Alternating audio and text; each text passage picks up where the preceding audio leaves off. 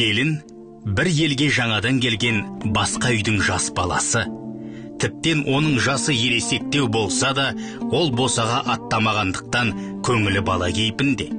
Сондықтан жаңадан келген отбасы мүшесіне қамқорлықпен қарау, ішке тарту қажеттігін естен шығармау керек. Осыған байланысты мынандай бір тәмсіл әңгіме бар. Бір шаруа жалғыз ұлына өзіне тең бір замандасының қызын айттырып алып береді. Той өткізіліп, отбасы мүшелерінің көңілі жайланып, келін қайынсіңлілермен араласа бастайды. Оларды өзіне баурап, емін-еркін сөйлесіп, қалжыңдасып отырғанда, үйдің сыртында дәрет алып отырған атасы келіннің қатты күлгеніне жақтырмай, осыншама саңқылдап қатты күлген қай көрген сіздің баласы екен депті. Бұл сөз жас келінге ауыр тиеді. Сол сағаттан бастап мүлдем сөйлемей қояды. Кешкісін малын қамдап келген күйеуіне де сөйлемейді. Аң-таң болған жұбайы анасынан мән-жайды сұрайды. Бұған анасы да таңырқанып, келінімен сөйлесуге талпынғанымен нәтижесіз болып шығады. Бұл оқыс жағдай отбасы мүшелеріне төбеден жай түскендей әсер қалдырады. Келінін бақсы балгерлерге апарғанымен де ештеңе шықпайды. Келініміз мылқау болып қалды. Ұлымызға шүйіркелесіп отыратын жар керек деп, кемпір мен шал ұлына 7 жылдан кейін бір ауылдан қыз айттырып келеді.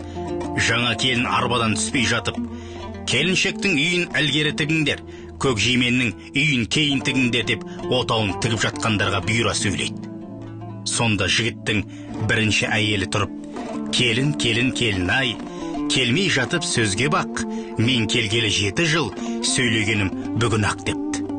Бұны естіген атасы, ойбай балам, ана сампылдақ тоқалыңды құрт, ақ келінімнің садағасы кетсін деп, жаңа келген келінді отауын тіктірместен төркініне апарғызып тастайды.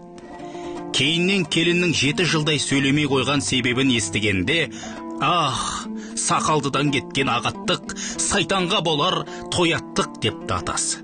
Міне, бұл атасының аңдамай айтқан сөзінің келінінің жүрегіне қаншалықты ауыр тигендігін білдіреді. Сондықтан қазақта атасы келініне ешқашан тік қарап сөйлемеген. Сыртта естіген әңгімеден қорытынды шығарған қазақ келіні инабаттылықты ту еткен. Аталар келініне керекті әңгімесін бәйбішесі арқылы ғана айтқызған.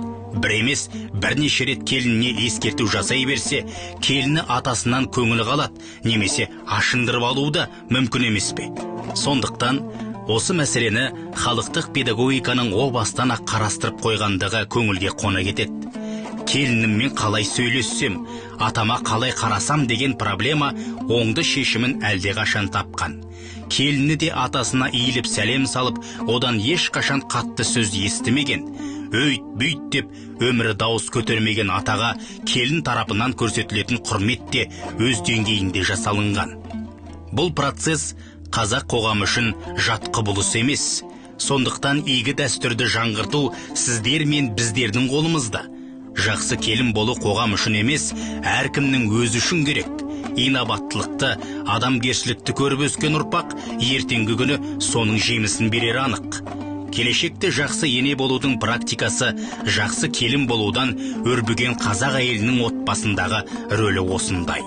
Ал аталарға айтарымыз, келінді қызыңдай, қызыңды ұлыңдай, ұлыңды жаныңдай көре білсең, еміренген немере, тебірентер шөбере, жаннан жақын жиен сүйетіндеріңіз анық.